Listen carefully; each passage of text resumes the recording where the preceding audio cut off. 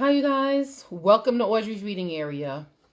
Still having difficulty with my computer, so I had to use my phone again to do this recording. That's why I'm a little late. I apologize. I think it has to do with this new metaverse Facebook thing. They're trying to switch everybody over to metaverse, and I have to do some stuff, and I don't know how to do it. Anyway, I'm here, and I'm about to read to you guys.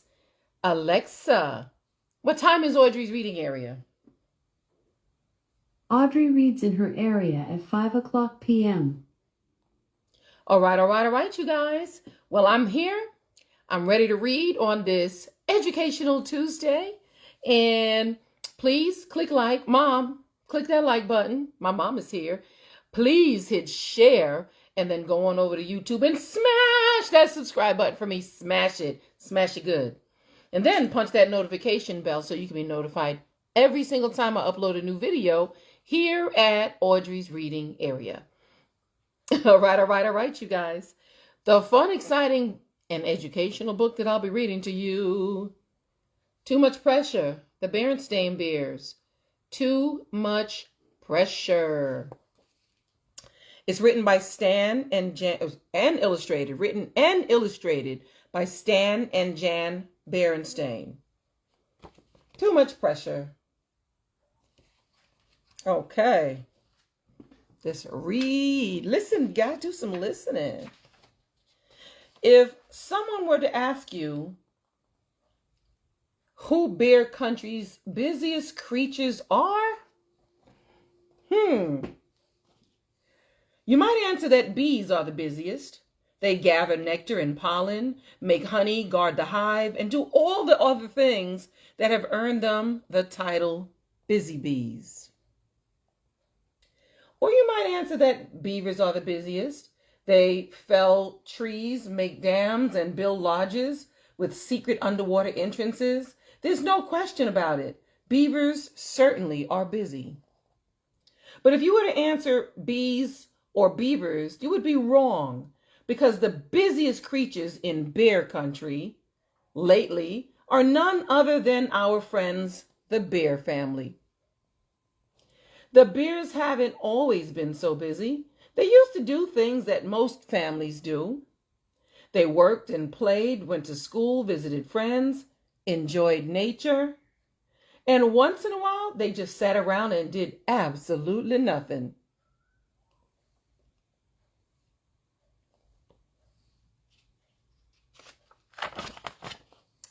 The bears hadn't planned on becoming so busy. It sort of sneaked up on them. First, there was a brother bear in the little league. Then Sister Bear got bitten by the ballet bug and started ballet class. When her best friend Lizzie Bruin started riding lessons, Sister just had to take that up too. And brother wasn't about to be left out of something as exciting as horseback riding.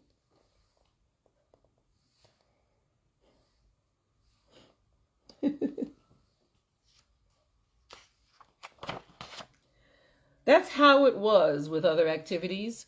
As soon as one of the cub's friends signed up for something, brother and sister had to sign up too. Before anyone thought to say enough is enough, they were also signed up for swimming, gymnastics, soccer. Soccer is how we get our kicks. Get it? Kicks, yeah. Karate, art, I call it flowers with drips, and computer club.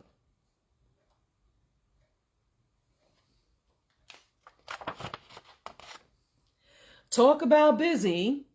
Mama or Papa Bear had to drive brother and sister to all those activities. Things got so complicated that Mama had to make a big schedule to keep things straight. Papa hung it up on the wall. You see that schedule?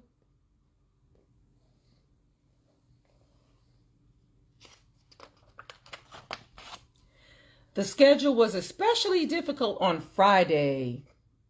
And today was Friday.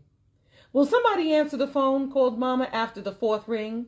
I'm busy getting things out of the freezer for tonight's dinner.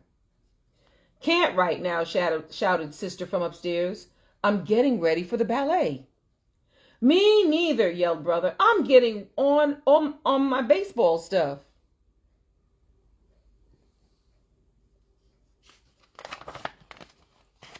Since Papa was out working on the car, Mama had to answer the phone.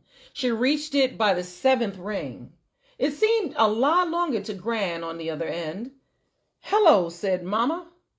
Hello, dear, said Gran. Is everything all right? You sound a little breathless. Just a little, said Mama. I was in the kitchen getting dinner out the freezer. The Cubs are upstairs getting dressed for ballet and baseball, and Papa... But before she could explain about Papa, her shoulder bag got tangled in the phone cord, which pulled the phone down with a clunk. What happened? Shouted Gran. There was an awful clunk.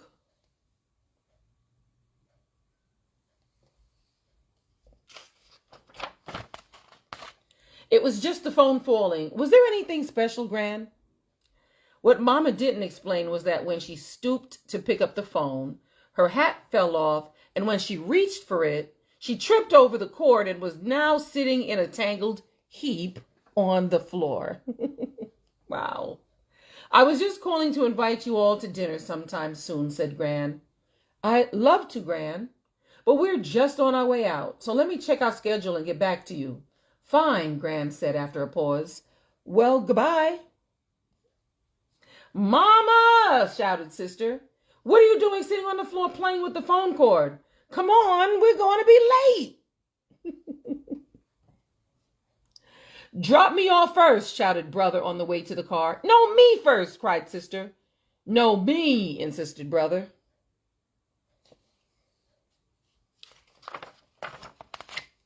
When Papa tried to explain what had been wrong with the car, the spark plugs needed cleaning. Mama shouted, "Not now, dear," and roared off, leaving him in a cloud of dust.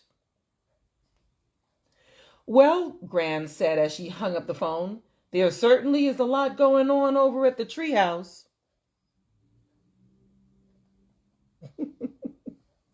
That's the way young folks are, said Gramps. They like to get out and do things.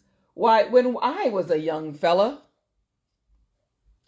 Doing is one thing, said Gran. Overdoing, she added with a sigh, is something else again. If Papa could have heard Gran, he surely would have agreed. There was too much going on, too much coming and going, too much rushing about, too much pressure. The Beer family's schedule was becoming a nightmare. As it turned out, a whole series of nightmares. Uh-oh. The Cubs had planned to watch some TV that evening, but they were so stiff and tired, Sister from ballet, Brother from baseball, that they went to bed early, fell asleep, and dreamed.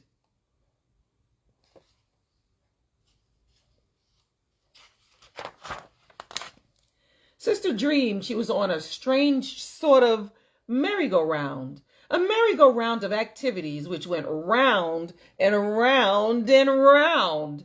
She wanted to get off, but no matter how hard she tried, she couldn't. Brother had a dream, too. He dreamed he was caught up in an enormous whirlwind of baseballs, soccer balls, and computers. Papa dreamed he was trapped on a magic carpet that was zooming into a deep black hole. Only it wasn't a magic carpet, it was that awful schedule from the wall.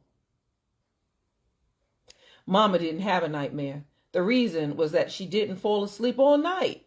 She lay awake staring into the darkness, wondering how she was going to get through the next day.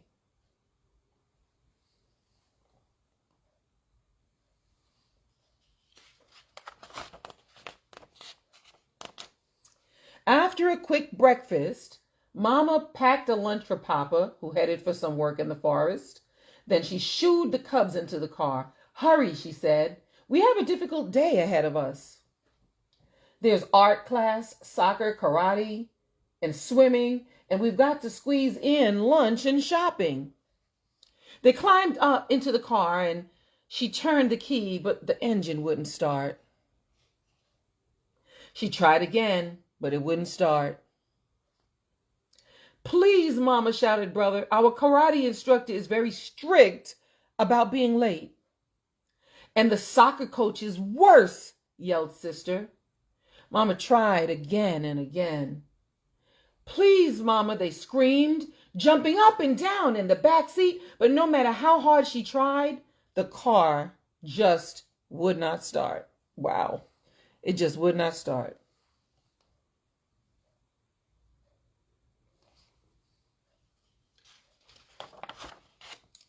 Then Mama did something the Cubs had never seen her do before. Can you guess what she did? Listen. She started to cry. Big wet tears rolled down her cheeks. The Cubs forgot karate and soccer and everything else except that their mama was crying. What's the matter? Asked Brother. Tell us, please, begged Sister. But Mama just went boo-hooing up the front steps and into the house. Go get Papa. Go get Papa, Sister said to Brother. I'll stay with Mama. Sister followed Mama up to her room, where she fell on the bed sobbing. It was all Sister could do to keep from crying herself.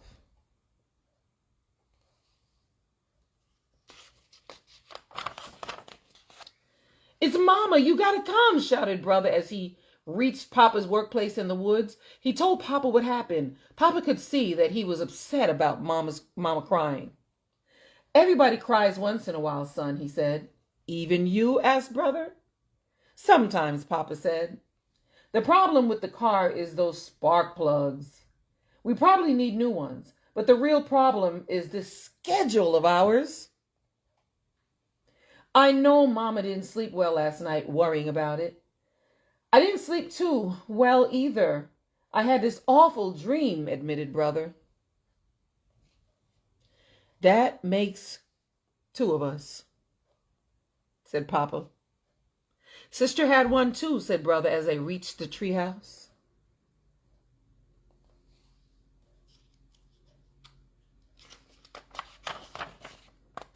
Mama stopped crying, announced Sister as Papa and Brother came upstairs. That's right, Mama said, smiling through a few last tears. There's nothing like a good cry sometimes. And there's nothing like a little common sense about too much pressure, said Papa. Too much pressure. So the Bears had a family meeting right then and there. The Cubs agreed that 2 after-school activities a week were more than enough. Brother chose baseball and computer club. Sister chose ballet and horseback riding. True, they lost their title, the busiest family in Bear Country, but they went back to having a very good time doing the everyday things that most families do. They worked and played and went to school, visited friends, enjoyed nature.